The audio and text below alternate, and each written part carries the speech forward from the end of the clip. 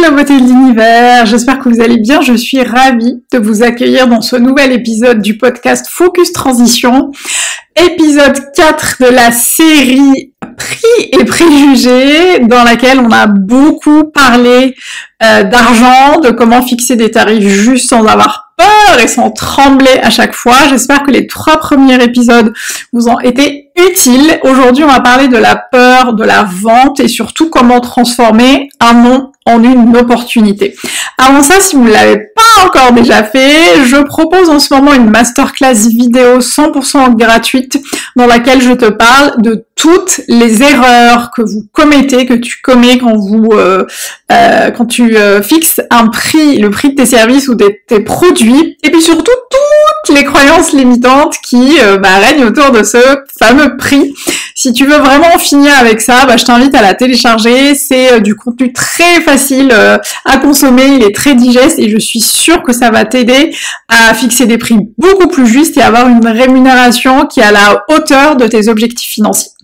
Place à l'épisode du jour. Je sais que la vente fait beaucoup, ça fait peur à beaucoup de personnes. Je me souviens récemment, je discutais avec une cliente qui se reconnaîtra peut-être et à qui j'ai demandé pourquoi tu ne parles pas de tes services. Ça fait quelques semaines que je t'accompagne, je regarde un peu tes réseaux sociaux, je ne te vois jamais parler de tes services, de tes tarifs, etc., etc. Et en fait, elle me disait qu'elle n'arrivait pas à fixer des tarifs, qu'elle n'arrivait pas à en parler parce qu'elle avait peur de vendre ses services et qu'elle avait peur qu'on lui dise non. Et c'est normal, il y a toujours cette crainte d'entendre un non et surtout de le percevoir en fait comme un échec, comme un rejet personnel. C'est un sentiment qui peut être vachement bloquant, surtout quand on a cette crainte en fait de fixer des prix qui sont pas juste selon notre perception, de manquer de confiance dans la valeur de ce qu'on apporte, etc., etc. C'est avant d'aller plus loin, je voulais ouvrir une parenthèse sur l'importance de faire la distinction entre votre entreprise et vous. Parce que votre entreprise, ce n'est pas vous. Quand on dit non à votre service ou à votre produit, c'est pas à vous directement qu'on dit non. On dit non à un service qui n'est peut-être pas adapté. On dit non à une inadéquation entre le service que vous proposez ou le produit que vous proposez aujourd'hui et le besoin et la demande de la cliente ou du client. Donc c'est hyper important en fait de prendre vraiment la responsabilité de se dire je me détache de ce truc-là parce qu'en fait ma boîte c'est pas moi et quand on me dit non c'est juste non à mon service. En fait, la vente, c'est pas forcément un exercice de persuasion instantanée.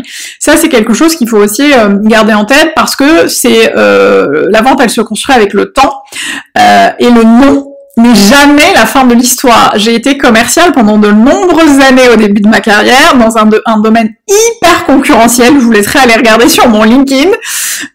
Et en fait, j'ai vraiment appris sur le tas, pour le coup, le métier de commercial. Et j'ai été toujours face à des acheteurs hyper expérimentés, souvent des hommes beaucoup plus âgés que moi. Et je ne prenais jamais le non pour la fin de l'histoire. Et surtout, je ne le prenais jamais personnellement. Et justement, aujourd'hui, je vais t'expliquer comment changer en fait la perspective sur la vente, voir le refus plutôt comme une opportunité et surtout comment renforcer ta confiance pour que tu puisses vendre tes services et afficher tes tarifs de manière beaucoup plus sereine.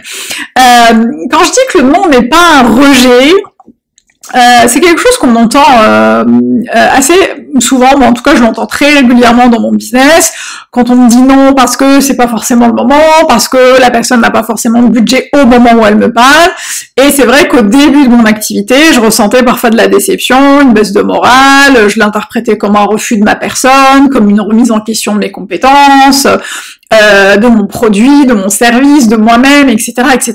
Mais en fait, dans un monde d'entreprise, dans un monde de la vente, un non n'est pas un rejet personnel. En fait, il s'agit plutôt et très souvent d'un simple retard dans la décision de vos clients et vos clientes. Et on a déjà parlé de la cible dans l'un des épisodes précédents. Quand vous êtes très au clair sur votre cible et quand vous savez exactement à qui vous vous adressez, effectivement, il s'agit souvent d'un retard dans la décision. C'est ce qu'il faut comprendre, c'est que la vente, c'est notamment quand on vend des services, comme des services d'accompagnement, du coaching, de la formation, du conseil, de la kinésiologie, des programmes sur l'inclusion, etc., l'inclusivité, etc. Il est important de comprendre que la vente, c'est un cycle et elle suit un cycle. Là, en fait, quand on vend des produits qui sont à forte valeur, la décision d'achat, elle prend souvent du temps. Vos clientes idéales, elles vont prendre le temps de réfléchir, de comparer, d'attendre le bon moment, etc., etc. En fait, le non qu'on entend, veut souvent dire pas maintenant. En tout cas, c'est ce que moi j'ai vu dans mon expérience. J'entreprends depuis 2013 et j'ai mon activité de coaching, de conseil et de formation depuis 2019. Et très souvent, j'ai vu des cycles en fait de vente qui allaient de 6 mois à 1 an, où des clientes parfois me disaient non parce que c'était pas le bon moment, et puis revenaient 6 mois, 1 an après parce que c'était le bon moment, parce qu'elles avaient la thune, parce que elles en avaient marre d'être dans la même situation, etc., etc. Donc en fait, notre mission, c'est pas de convaincre à tout prix, mais de rester présente et pertinente pour être là quand vos clients et vos clientes seront prêtes et prêts à investir chez vous. Quand un client te dit non aujourd'hui, ça peut très bien être un client ou une cliente qui va revenir dans 6 mois, dans 1 an, si tu continues à entretenir la relation avec ces personnes-là.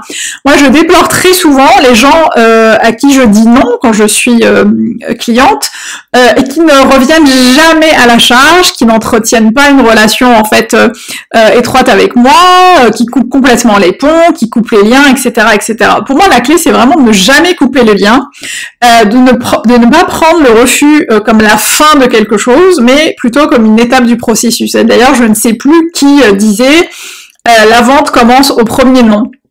Et c'est exactement ça. En fait, il faut vraiment se transformer un peu cette croyance dans laquelle une vente c'est tout le temps oui dès le premier échange. Bah non, en fait, le non, c'est vraiment ça fait partie du processus, c'est une étape du processus, et plus tu vas intégrer ça, plus vous allez intégrer ça, plus ça sera facile pour vous, plus ça sera simple et plus ça sera serein. Alors ça c'est, je voulais parler vraiment de pourquoi c'est pas un rejet, pourquoi c'est important en fait de maintenir le lien et la relation avec votre cible même si elle vous dit non, parce qu'encore une fois je le répète, le non c'est souvent pas maintenant. Comment on réagit face à un non et comment on relance la conversation? Bon, maintenant que tu as compris que le non c'est quelque chose qui n'est pas forcément définitif, comment on réagit face à ce refus? Pour moi, la première chose, c'est vraiment de rester toujours, ça c'est un truc qui fait partie de mes valeurs et c'est important pour moi, de rester professionnel et de rester positive dans le sens où quand on est en train d'échanger avec quelqu'un au téléphone, sur Instagram, l'idée ce n'est pas de changer de ton ou d'avoir un comportement négatif ou une conversation qui basculerait tout de suite, parce qu'en fait ça montrerait clairement qu'on manque de professionnalisme, qu'on manque de recul, qu'on manque de hauteur. Et l'idée c'est vraiment de ne pas se décourager, mais de voir encore une fois une opportunité d'apprendre davantage sur votre cible. Qu'est-ce qui a manqué cette fois-là? Creuser pourquoi le non en fait, qu'est-ce qui n'a pas fonctionné à ce moment-là, qu'est-ce qui ferait que ces personnes reviendraient un petit peu plus tard. Moi ça m'a beaucoup aidé en fait à faire revenir des personnes qui sont venues 6 mois, encore une fois, 6 mois, 1 an plus tard. Il y a aussi quelque chose qui peut être intéressant quand les personnes vous disent non, et là je reviens sur le prix, sur l'argent, parce qu'on est toujours en train de parler de tarifs, on est dans la série prix et préjugés. Parfois ce qui va être hyper important, c'est de réfléchir à proposer des alternatives. Quand vous avez un écosystème d'offres, peut-être que ton offre actuelle n'est pas forcément celle dont a besoin ta cliente ou ton client, mais que tu peux proposer une autre option peut-être plus adaptée, peut-être un service à un moindre coût, peut-être même une solution sur mesure, etc., etc. Évidemment, offrir du contenu gratuit, c'est très bien parce que ça garde en fait ta cible engagée, tu lui envoies du contenu gratuit tous les jours. Si tu as par exemple un compte Instagram, un blog ou un podcast, c'est très bien, moi c'est ce que je fais. C'est via ces canaux-là qu'en fait j'attire des clientes régulièrement. Mais c'est hyper important de réfléchir à planifier après le non. C'est comment je fais pour pas couper les ponts, comment je prends le temps de planifier un suivi peut-être quelques mois plus tard, en demandant des nouvelles sérieusement, de manière authentique, de manière sincère, de montrer en fait à la personne en face qu'on continue à développer des solutions qui pourraient lui convenir, qu'on est là pour elle, etc., etc. J'ai vraiment plein d'exemples, même dans mon cas, où des personnes vraiment, je vous dis pas ça pour vous faire plaisir, où des gens m'ont dit non, ou elles sont revenues 6 mois, 1 an après, voire même plus parfois en me disant ça y est, je suis prête, je suis dispo, on y va, j'ai un peu plus de temps en ce moment, je suis un peu plus disposée mentalement pour ça, etc., etc. Donc c'est hyper intéressant de prendre en fait tout ça en compte quand vous fixez vos prix, parce qu'en fait ça va vous aider à gérer de plus en plus et de mieux en mieux les non, et en fait de continuer à intégrer ce nom en fait dans les différents échanges de vente que vous avez. Vous avez maintenant les outils en fait pour transformer les noms en opportunités, et gardez vraiment en tête que la vente c'est une question de persévérance, de relation, de questionnement, c'est une pratique qui peut avoir vraiment une approche saine, non seulement pour gagner en confiance, mais en plus, vous verrez vraiment les résultats quand vous mettrez tout ça en place. Je m'arrête là aujourd'hui, je vous invite vraiment à pratiquer la vente de manière sereine, et encore, je le répète, chaque non apporte toujours son lot de oui, vous rapproche du oui, et c'est toujours pas maintenant. Donc, gardez ça en tête, gardez ça pour nourrir votre mindset. Moi, je reste à l'écoute. Si vous avez des questions, que ce soit ici ou sur Instagram, restez à l'écoute puisqu'on arrive au 5e épisode, la semaine prochaine, et on va encore parler des choses qui vont vous permettre de débloquer en fait votre peur, de fixer des tarifs justes pour vous et vendre.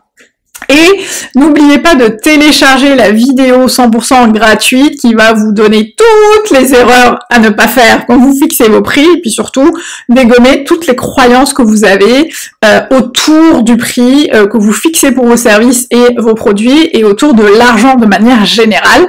Et n'oubliez pas, moi je vous retrouve la semaine prochaine, et d'ici là, un petit rappel, votre transition professionnelle et votre business méritent toute votre attention. À bientôt, ciao.